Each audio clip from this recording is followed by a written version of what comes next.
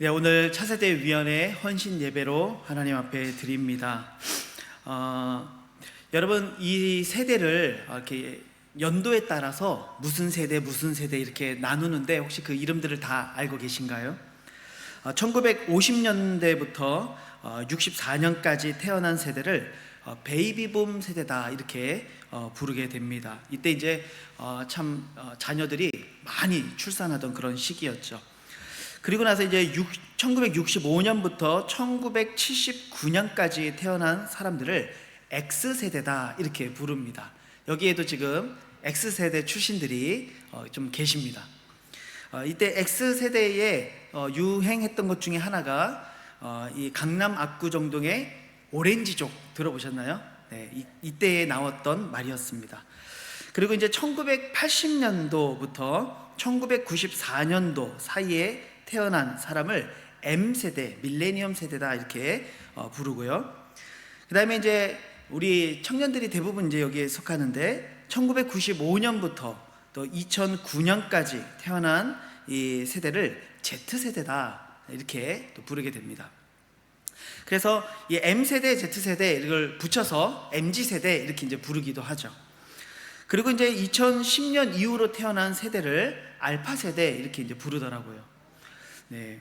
지금 여기에 보면은 지금 알파세대만 없고 지금 다 있는 것 같습니다.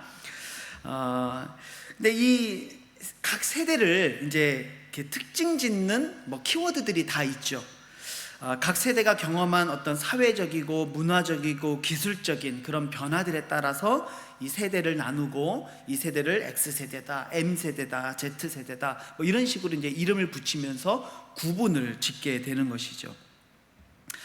제가 왜 이런 얘기로 오늘 말씀을 시작하냐면 이렇게 세대가 구분되어지고 그래서 이 각 세대마다 각자 이 갈등의 이유, 그 문제들이 나타나고 있다는 거예요. 기성세대와 젊은이 세대 간의 갈등들이 많이 일어나고 있죠. 그런데 이런 세대 간의 갈등이 비단 오늘날만의 문제가 아니라는 것을 우리가 좀 알게 되는데요. 이렇게 자료를 찾다 보니까요, 무려 3,700년 전에 고대 수메르인들이 이 점토판에 기록한 내용들을 보면은 거기에서도 이 젊은이들에 대한 기성세대들의 막 탄식과 한탄 그리고 그로 말미암은 세대 갈등이 나타나고 있다고 합니다. 3,700년 전에도 세대 갈등이 있었다는 거예요. 또 약 1000년 전에 조선 왕조 실록에도 보면은 이렇게 젊은이들이 학문을 경시하고 그저 나라로부터 받는 녹에만 눈이 멀어 있는 이런 모습들을 비판하는 내용들이 또 기록이 되어 있습니다. 그래서 1000년 전에도 기성세대와 젊은이들 간에 이런 세대 갈등이 일어났다라는 것을 역사적인 자료를 통해 보면서 이 세대 갈등이라고 하는 게 비단 오늘날만의 문제는 아니었구나라는 것을 우리가 다시 한번 생각해 보게 되죠.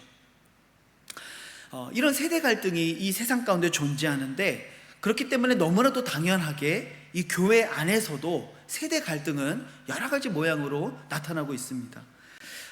기성세대와 젊은이들 간에 이런 생각이 다른 그런 문제들이 많이 나타나고 있다는 것이죠. 예배 스타일의 차이를 차이로 인해서 세대 갈등을 겪기도 해요. 우리 옛날 7, 80년대, 90년대까지만 해도 종을 치고 예배를 시작하고 그렇죠? 앞에서 막 신나게 열심히 찬양했는데 지금부터 예배를 시작하겠습니다 이러면서 또 이렇게 종을 치고 그렇죠? 장로님들이 막 길게 기도하고 교독문을 읽고 일어섰다 앉았다 정말 여러 가지 순서들이 많이 있었죠. 전통적인 예배 스타일이었습니다. 근데 점점 젊은이들의 세대는 어때요? 찬양의 비중이 좀 더 커지고 뭔가 좀 더 자유로운 예배, 열린 예배 이런 것들이 더 젊은이들에게는 쉽게 다가오게 됐죠. 그래서 이런 예배 스타일에 따른 문제 때문에 세대 간의 문제도 있었어요. 또 뿐만이 아니라 교회 안에서 의사를 결정하는 방식 때문에 또한 여러 가지 갈등의 문제들도 겪고 있습니다. 우리 기성세대들은요, 상명하복이 너무나도 익숙한 세대예요. 그냥 하면 하는 거고, 그렇죠? 하라면 하는 거죠. 그래서 그냥 위에서 정하면 그대로 따라가는 게 너무 익숙한 세대죠. 하지만 젊은이들은 그렇지 않습니다. 의사결정에 내가 참여해야 되고 나의 의견이 반영돼야 될 때, 그럴 때 이 공동체가 안에서 자신이 소속감을 느끼게 되는 것이죠. 신앙생활에 있어서도 기성세대와 젊은 세대는요, 여러 가지 이해의 차이들을 보이고 있죠. 헌신의 문제에 있어서, 복장의 문제에 있어서, 여러 가지 삶의 모든 문제들에 있어서 세대 간의 갈등이 이 교회 안에서도 나타나고 있다는 것입니다. 그래서 이런 갈등 속에서 수많은 젊은이들이 교회를 떠나고 있습니다. 심지어 신앙을 떠나는 사람들도 많이 있다는 것을 우리가 보게 됩니다. 그리고 이것이 오늘날 교회가 처해져 있는 공통적인 현실이라는 것이죠. 근데 생각해 보면 교회는 한 몸이라고 주님은 말씀하셨는데, 도대체 왜 이렇게 세대 간의 갈등이 발생하는 것일까? 그 이유는요, 교회에 모여 있는 모든 사람들이 다 서로 다르기 때문이라는 사실입니다. 우리는 다 다릅니다. 그렇기 때문에 사실 이 갈등이라고 하는 문제는 세대 간에만 일어나는 문제는 절대로 아닙니다. 무언가 다른 점이 있을 때 거기에는 항상 갈등이 있죠. 그래서 남녀 간에도 갈등의 문제가 있습니다. 특별히 대한민국은 참 이 갈등이 굉장히 지금 심한 현실을 살아가고 있죠. 이대남이니 이대녀니 이런 이제 용어들이 새롭게 등장하고요. 20대 남자와 20대 여자를 구분짓는 이런 사회를 우리가 살아가고 있어요.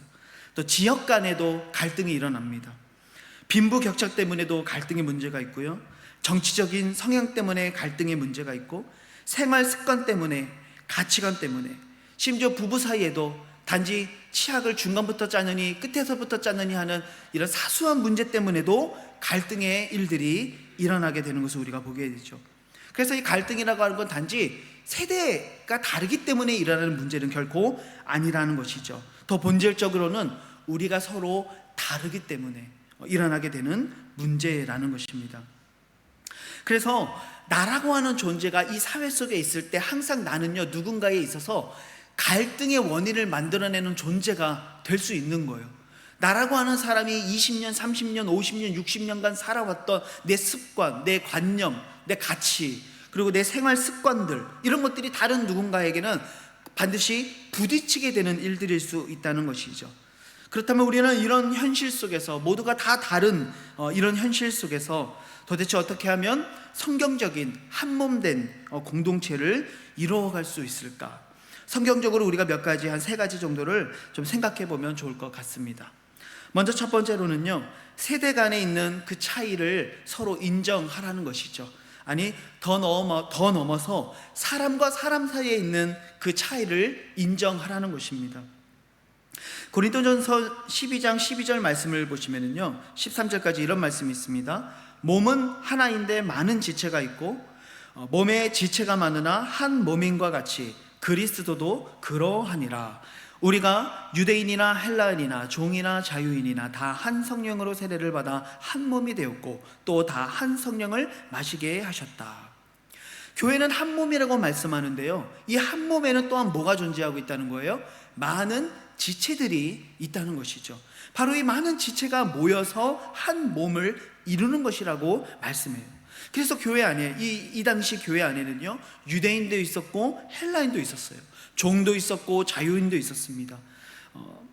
서로 다른 사람들인 거죠. 다른 인생을 살아왔던 사람들이에요. 성경은 바로 이렇게 교회가 서로 다른 사람들이 모여서 만든 한 공동체라는 것을 분명하게 인정하고 있습니다.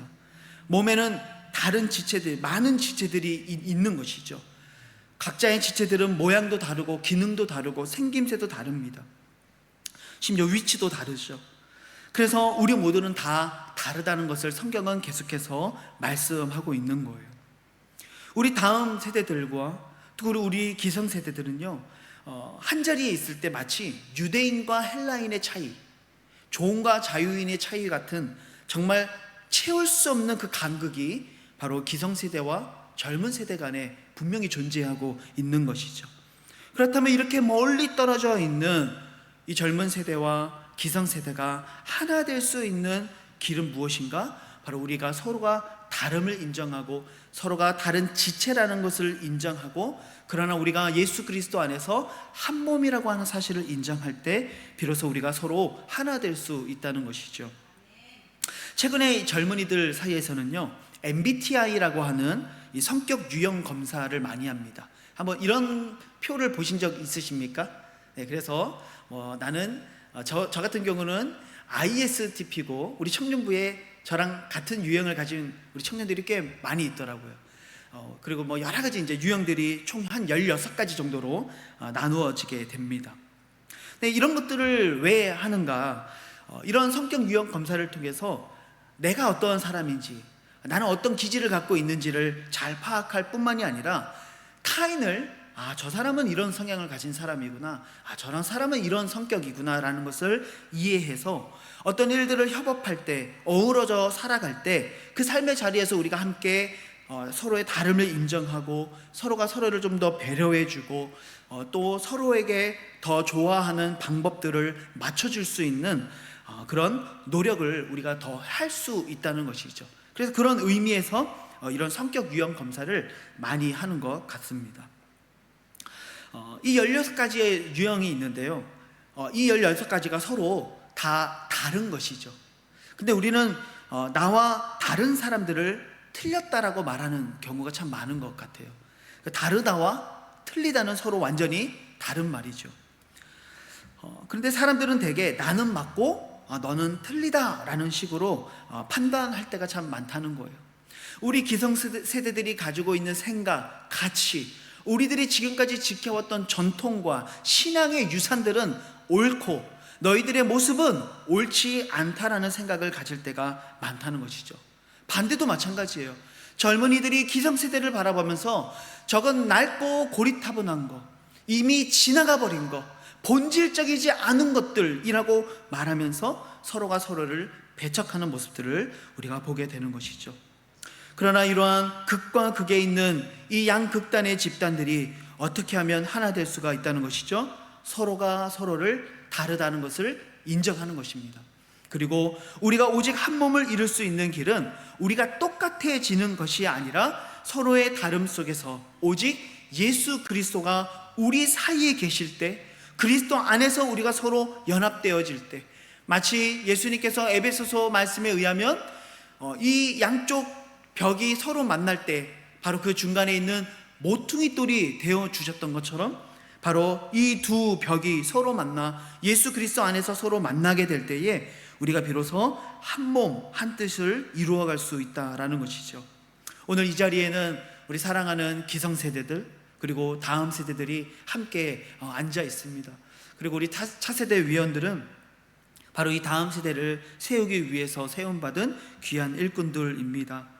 우리가 서로가 서로의 삶을 보고 가치를 보고 그들의 생각을 볼 때 참 너무 다르다, 참 받아들이기 힘들다라는 마음이 혹 들 수 있지만, 서로의 다름을 인정하고 서로를 받아들일 수 있는 그런 믿음의 태도가 우리 가운데 있었으면 좋겠습니다. 그렇다면 두 번째로, 우리가 서로를 인정하는 태도, 서로를 받아들이는 태도 가운데 정말 중요한 것이 무엇인가? 그것은 바로 서로를 존중하고 공경하는 태도를 갖는 것이죠. 먼저 기성세대들은 어때야 될까요? 기성세대들은 청년세대를 무시하거나 배제시켜서는 안 되는 것입니다. 어리다고 치부해버리면 안 되는 것이죠. 그들을 믿음 안에서 성장할 수 있도록 도와주고, 그들이 이 다음 세대의 일꾼으로 성장할 수 있도록 계속해서 세워주고, 그들의 이야기를 경청해주고, 그들의 생각과 뜻을 함께 들어줄 수 있는 세대가 되어야 하는 것이죠. 디모데전서 4장 12절 말씀에 보면 바울이 디모데에게 이런 말씀을 합니다. 누구든지 내 연소함을 없인 여기지 못하게 하고 오직 말과 행실과 사랑과 믿음과 정절에 있어서 믿는 자에게 본이 되라, 이렇게 얘기합니다. 바울은요, 이 디모데가 굉장히 연소했잖아요. 근데 이 연소한 디모데를요, 가볍게 여기거나 못 믿어하고 있지 않다라는 것을 알 수 있어요. 도리어 그의 연소함에도 불구하고요, 그를 에베소 교회에 자기 다음 사역자로 이 디모데를 세우면서요, 정말 이 디모데에게 살게 길을 열어주고 또한 그에게 정말 귀중한 이 사역을 맡기고 있는 것을 우리가 보게 되죠. 에베소 교회는 바울에게 있어서 어떤 교회였을까요? 굉장히 추억이 많은 교회였어요. 굉장히 마음이 많이 쓰이고 정말 애틋한 마음이 있는 교회가 바로 에베소 교회였습니다. 왜냐하면 일단 가장 오래 사역했던 교회이기 때문에 그래요. 얼마나 많이 부대끼면서 함께 사역하면서 얼마나 많이 정이 들었겠어요. 얼마나 그 마음이 애틋했으면요, 바울이 3차 전도 여행을 마치고 이제 예루살렘으로 돌아가는데 돌아가는 일정과 배의 경로 이런 것들을 봤을 때 도저히 에베소 교회를 들릴 만한 상황이 아니었어요. 그런데 그냥 지나치기는 너무 아쉬웠던 거죠. 왜냐하면 너무 사랑하는 사람들이니까. 그래서 이 에베소 교회의 장로들을요, 조금 밑에 있는 밀레도라고 하는 지역으로 이 장로들을 부릅니다. 그래서 중간에서 만나는 거예요. 그래서 이 장로들을 만나서요, 밀레도라는 지역에서 이 장로들과 함께 끌어안고 입맞추며 서로를 전송하고 기도하고 목 놓아 울었던 이야기를 우리가 잘 알고 있죠. 그만큼 이 에베소 교회는 바울에게 참 소중한 교회, 정말 애틋한 교회, 좀 인간적인 표현으로 말하자면 아무한테나 줄 수 없는 교회, 이런 교회가 에베소 교회였던 거예요. 그런데 바울은 아직 연소하지만 정말 자기가 신뢰하고 사랑하는 아들과 같은 디모데를요, 바로 이 에베소 교회의 사역자로 세우고 그를 지지하고 그를 응원하면서요, 바로 이 디모데 전서와 후서, 이 목회 서신을 써서 자신의 경험, 그리고 자신이 지금까지 살아오면서 깨달았던 깊은 그 영적 진리의 샘을요, 함께 나누어 마시고 있는 거예요. 왜요? 그가 더욱더 훌륭한 사역자로 설 수 있게 하기 위해서죠. 바울이 디모데를 이렇게 사랑하고 세워 주었던 거예요. 근데 이 바울도 한때는 그런 생각을 한 적이 있었어요. 참 요즘 젊은 것들이란, 이런 생각을 한 적이 있었어요. 언제였냐면요, 바울이 1차 전도 여행을 하다가요, 그 일행이 버가라고 하는 지역에 도착했을 때 그때 한 사람이 나 힘들어요 하면서 빠져버립니다. 그게 누굽니까? 마가라고 하는 요한이 그때 도중 하차해서 예루살렘으로 씩 가버립니다. 그때 바울이요, 화가 많이 났어요. 그 1차 전도 여행을 끝나고 이제 2차 전도 여행을 떠나기 전에요, 이 바나바는 어떻게 합니까? 마가를 데리고 가자, 우리 다시 한번 기회를 주자 하는데 바울은 어떻게 합니까? 우리는 그런 사람 필요 없다. 그래서 결국 이 의견의 차이를 좁히지 못하고요, 바울과 바나바가 이때 갈라지게 되죠. 그만큼 바울은요, 완강했던 거예요. 나는 마가 같은 사람하고 같이 사역할 수 없어. 나는 그 사람을 나의 동역자로 인정할 수 없어. 이렇게 했던 것이죠. 쉽게 표현하자면 요즘 젊은 이들은 인내심이 없어. 그 조금 힘들다고 돌아가 버리고 같이 사역할 수 없어. 이런 생각을 했던 거예요. 그런데 이후에 이 바울 서신의 기록들을 쭉 살펴보게 되면은요, 이 마가가 몇 번 등장을 하거든요. 참 그때마다 근데 이 마가가요, 참 바울의 귀한 동역자로 바뀌어 있는 것을 보게 돼요. 정확히 어떤 일들이 일어났는지 다 알 수는 없지만 몇 가지 기록들을 보면은요, 골로새서 4장 10절, 11절 말씀을 보시면, 나와 함께 갇힌 아리스다고와 바나바의 생질 마가가 등장하죠. 이 마가에 대하여 너희가 명을 받았음에 그가 이르거든 영접하라. 이 마가를 영접해 줄 것을 말하고 있어요. 더 나아가서 11절 마지막 부분에 보면은요, 이 앞에서 이야기했던 이런 사람들이 뭐가 된대요? 나의 위로가 되었다. 그러니까 1차 전도 여행 때 바울을 막 화나게 했던 그런 마가가 지금 아닌 거예요. 중간에 어떤 사건이 있었는지, 어떤 일들이 있었는지는 다 알 수 없지만 마가는 지금 바울의 큰 위로가 되는 동역자로 바뀌어져 있었던 거죠. 그러니까 둘 다 변화가 있었던 거예요. 마가도 변화가 있었던 거고요, 또 누구도 변화가 있는 거예요? 바울도 변화가 있는 거예요. 그를 용납하고 받아준 거죠. 그를 동역자로 인정하고 그와 함께 사역하기로 다시 마음을 열었던 것이죠. 여러분, 이것이 바로 기성세대들이 아직은 참 못나 보이고 모자라 보이고 참 나와 다른 것처럼 보이지만 바로 이 젊은 세대들을 향해 가져야 될 넓은 마음이라는 것입니다. 또 디모데후서 4장 11절에서도 바울이 이런 이야기를 하죠. 누가만 나와 함께 있느니라. 네가 올 때에 마가를 데리고 오라. 그가 나의 일에 유익하니라. 나의 일에 유익하다고 얘기합니다. 더 이상 그 도망갔던 참 쓸데없었던 마가가 아니라 지금은 나한테 참 유익한 동역자, 나에게 정말 필요한 동역자, 그래서 올 때 좀 마가를 데리고 오라고 고백하게 되어지는 동역자로 바울이 그를 인정하고 있는 것이죠. 여러분, 바울이 만약 끝까지 마가를 향한 편견과 갈등의 그 골을 풀어내지 않았더라고 한다면 결코 오늘 이 바울 서신에 기록된 신실한 동역자 마가는 존재하지 않았겠죠. 여러분, 우리 기성세대들의 눈에 어쩌면 우리 젊은이들이 1차 전도 여행 때 도망갔던 마가처럼 보일지 모르겠어요. 자네들은 왜 저렇게 옷을 입고 다니는 걸까? 쟤네들은 왜 말을 저렇게 하는 걸까? 쟤네들은 왜 돈을 저렇게 쓰는 걸까? 쟤네들은 왜 기도를 저렇게 하는 걸까? 심지어 젊은 목회자들을 보면서 저 목회자들은 왜 저렇게 목회자로 살아가는 걸까? 좀 그렇게 눈에 비칠지 모르겠어요. 하지만 우리 사랑하는 기성세대들이 우리 젊은 세대들을 정말 도운 종역자로 존중해 주시고 그들을 위해 간절히 기도하고 바울이 디모데를 세워주었던 것처럼, 바울이 다시금 마가를 세워주었던 것처럼 우리의 사랑하는 다음 세대들을 정말 용납하고 품어주고 그들을 잘 양육하고 세워서 아름다운 미래의 일꾼들로 세워나갈 수 있는 여러분들이 될 수 있기를 우리 주님의 이름으로 축복합니다. 제가 한국에서의 사역을 마무리하고 이제 호주로 왔잖아요. 그런데 호주로 오고 난 다음에 이제 제 아내가 그 당시 제가 동역했던 한 집사님하고 이렇게 통화를 하다가 이제 그냥 옛날 이야기, 이렇게 제가 6년을 사역했으니까요, 그냥 지난 이야기들을 이렇게 쭉 나누다가 그 집사님이 그런 얘기를 했다는 거예요. 그래서 그 이야기를 제가 6년이 지나서 들은 거예요, 사실은. 그러니까 어떤 이야기였냐면, 제가 이제 처음 고등부 사역을 하게 됐는데, 근데 고등부 부장님이 부장 권사님이셨어요. 그 부장 권사님이 누구시냐면 우리 담임 목사님의 가장 아주 친한 이 친구, 장로님의 부인이세요. 근데 이 권사님이 이제 고등부 부장이셨는데 얼마나 저에게 이렇게 잘해주시고 참 저를 잘 섬겨주셨는지 알 수가 없어요. 그래서 제가 6년 동안 이 고등부 사역을 계속하면서 끝까지 부장 권사로 섬겨주셨었거든요. 근데 이제 나중에 지나고 보니까요, 이 권사님이 그런 말을 했다는 거예요, 선생님들한테.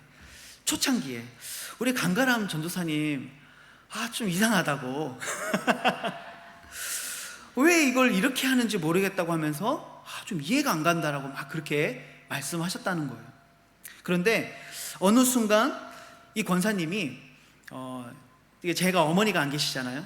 저희 어머니가 62년생이신데 이 권사님이 62년생이시거든요. 그래서 저를 아들처럼 생각해 주신 거예요.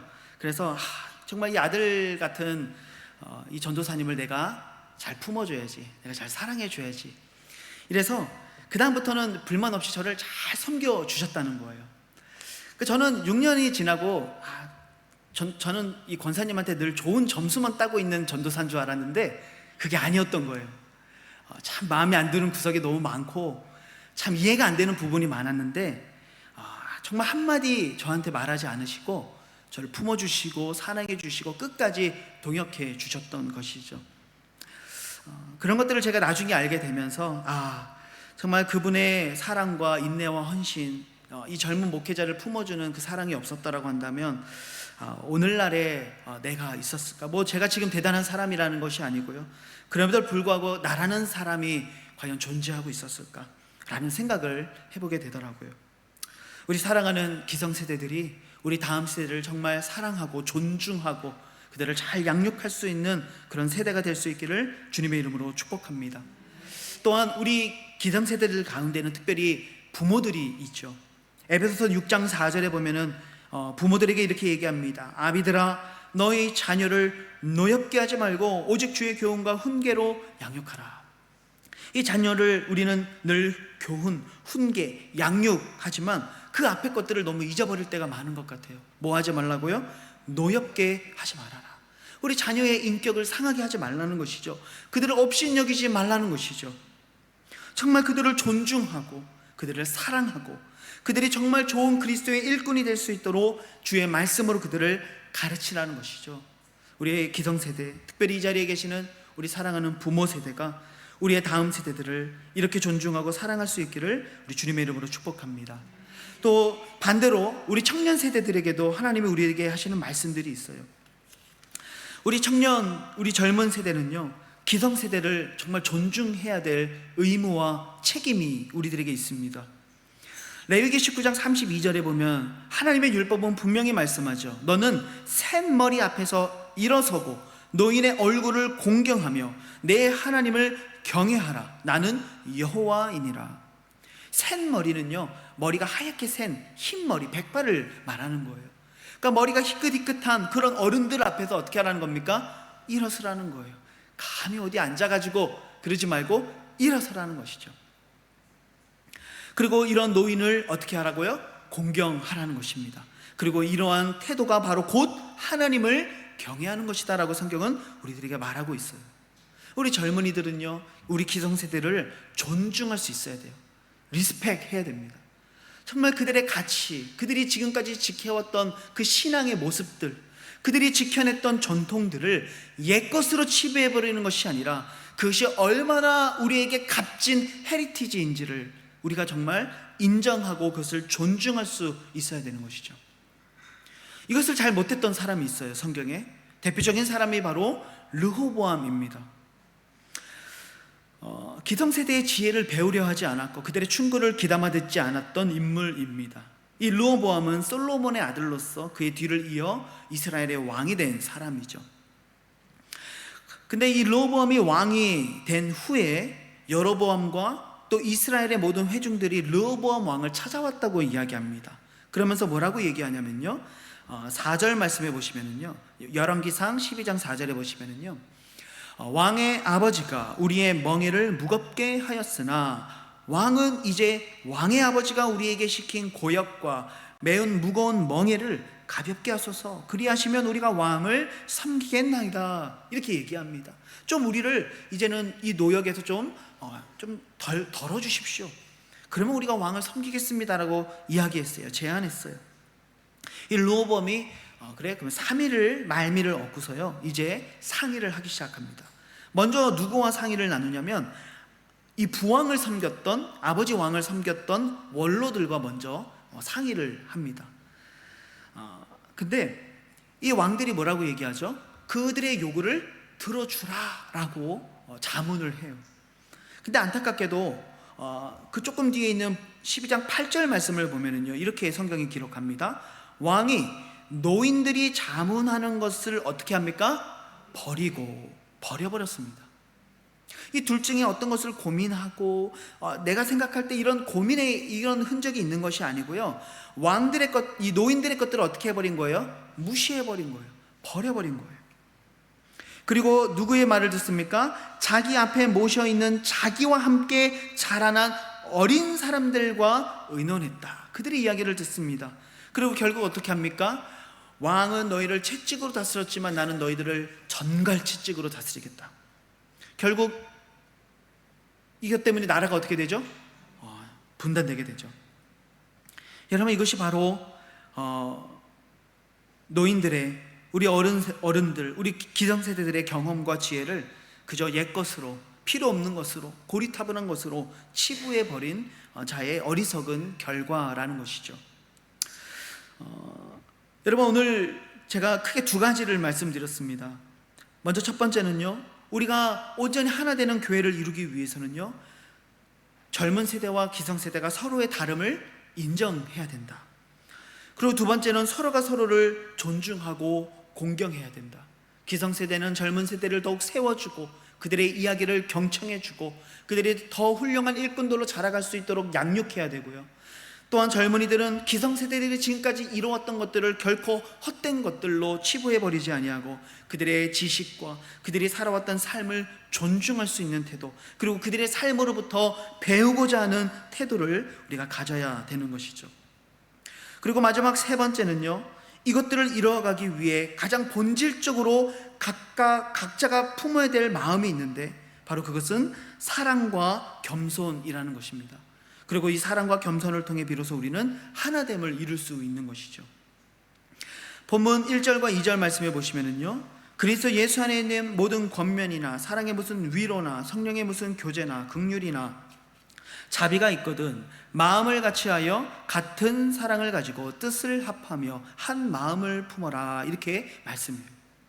우리가 어떤 것을 하든지 간에 그 모든 일들을 할 때 어떻게 해야 됩니까? 마음을 같이하고 서로 사랑하며 사랑을 가지고 뜻을 합해야 된다라고 성경은 우리들에게 말씀하고 있어요. 사랑은 교회의 본질입니다. 사랑은 율법의 완성입니다. 사랑할 때 세상이 우리가 예수 그리스도의 제자인 것을 알게 될 거라고 주님은 우리들에게 말씀하셨습니다. 우리는 서로 사랑의 마음을 가져야 되죠. 사랑이 없이는 아무것도 그저 nothing이 돼버리는 것이죠. 아무리 좋은 말을 해도 그 안에 사랑이 없을 때 그것은 그저 울리는 깽가리와 같다라고 성경은 우리들에게 말씀하고 있는 것입니다. 여러분, 우리 사랑하는 다음 세대를 향한, 또는 우리 사랑하는 기성세대를 향한 어떤 일들을 하든지 간에 정말 우리 안에 바로 이 한 사랑을 가지고 한 마음을 품을 수 있는 저와 여러분들이 될 수 있기를 소망합니다. 또 우리가 서로 하나 될 수 있는 근본적인 이유가 어디에 있냐면요, 이 에베소서 4장 5절과 6절에 보면 이렇게 얘기합니다. 주도 한 분이시요 믿음도 하나요 세례도 하나요 하나님도 한 분이시니 곧 만유의 아버지시다. 만유에 계시고 만유를 통일하시고 만유 가운데 계시도다, 이렇게 얘기합니다. 그러니까 여러분, 우리가 교회 안에 서로가 모습이 다르고 생각이 다르고 살아왔던 삶이 다르지만요, 같은 것이 있어요. 그게 뭡니까? 우리가 고백하는 주님이 한 분이세요. 우리의 믿음과 가치가 하나입니다. 우리가 섬기는 하나님이 한 분이시고 바로 우리의 아버지로 섬기는 그 하늘 아버지가 한 분이라고 성경은 말하고 있어요. 아버지가 같으면 우리는 뭐가 되는 거예요? 가족이 되는 것이죠. 형제와 자매가 되는 것입니다. 우리가 한 가족이죠. 그래서 우리는 서로 사랑해야 될 의무와 책임이 있는 존재입니다. 이 세상을 살아가면서 나에게 가장 큰 힘이 되는 사람, 가장 큰 편이 되어줄 수 있는 사람 누굽니까? 우리 가족이잖아요. 내 가족이 내 인생의 가장 큰 지원군이고 가장 큰 나의 아군이 되어주는 것이죠.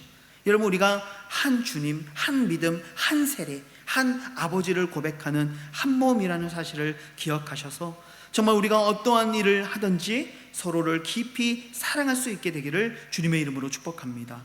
더 나아가 본문 3절 말씀해 보시면은요, 아무 일에든지 다툼이나 허영으로 하지 말고 오직 겸손한 마음으로 각각 자기보다 남을 낮게 여겨라.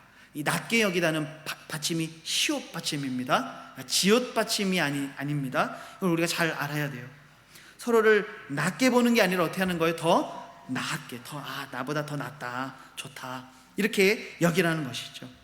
정말 이것이 서로 간에 있어야 될 우리의 태도라는 거예요. 우리 젊은이들을 보면 참 아름답구나, 참 귀하구나, 이들이 정말 이 다음 세대가 얼마나 큰 일꾼이 될까를 돌아보는 것이죠.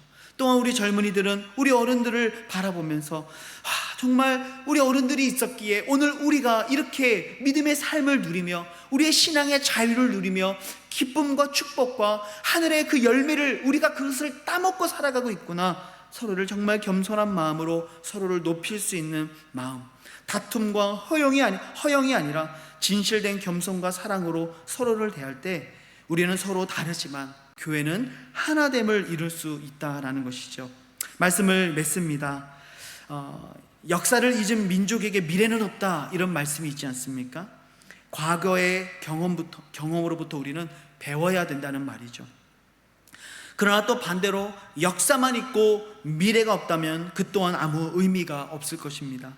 우리 젊은 세대들은 역사로부터 배울 수 있는 넓은 마음을 가져야 되고요, 이 역사를 지내왔던 우리 기성세대들은 우리 다음 세대들에게 우리의 기득권을 내어주고 그들에게 사역의 자리를 내어주고 그들이 더욱더 하나님 나라의 귀한 일꾼들로 서갈 수 있도록 그들을 세워줄 수 있는, 그래서 서로 사랑하고 존중하고 한 몸을 이루어 나가는 아름다운 믿음의 공동체, 하나님 나라의 공동체를 이뤄나가는 우리 리버티 교회가 될 수 있기를 우리 주님의 이름으로 축복합니다.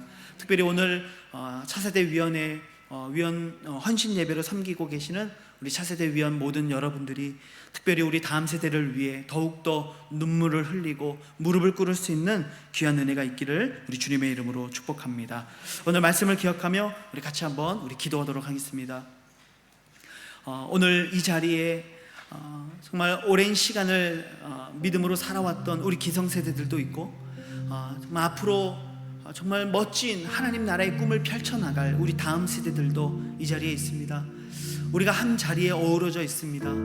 우리는 서로 다르고 우리가 살아온 삶의 방식이 다르며 우리가 앞으로 살아갈 세대가 다르지만 유일한 한 가지가 있다면 그것은 우리가 믿는 주님이 한 분이시고 우리의 아버지가 한 분이라는 사실, 우리가 그것을 기억했으면 좋겠습니다. 그래서 우리가 서로가 서로를 깊이 사랑하고 존중하고 세워주고 다음 세대의 일꾼도로 자라갈 수 있도록 그들의 앞길을 열어주며 또한 우리 기성세대들의 그 삶과 지나왔던 그 아름다운 눈물의 시간들을 우리가 존중하고 높여주면서 정말 서로가 서로를 세워주는 아름다운 믿음의 공동체, 우리 리버티 교회가 될 수 있도록 하나님 인도해 주십시오. 특별히 이 자리에 있는 우리 사랑하는 다음 세대들이 올바른 가치와 기준을 가지고 이 어두운 세상 속에서 진리의 등불로 어두운 세상을 밝히는 타협하지 않는 한 사람의 그리스도인으로서 바로 설 수 있도록 하나님 은혜를 베풀어 달라고 우리 서로를 축복하며 우리 다음 세대는 우리 기성세대를 축복하고 우리 기성세대는 우리 다음 세대를 축복하고 특별히 우리 청년들이 또한 우리 청소년들이 하나님의 말씀으로 온전히 일어설 수 있도록 인도해 달라고 우리 같이 한번 주여 한번 부르짖고 우리 힘써 기도하기를 원합니다. 함께 기도하시겠습니다. 주여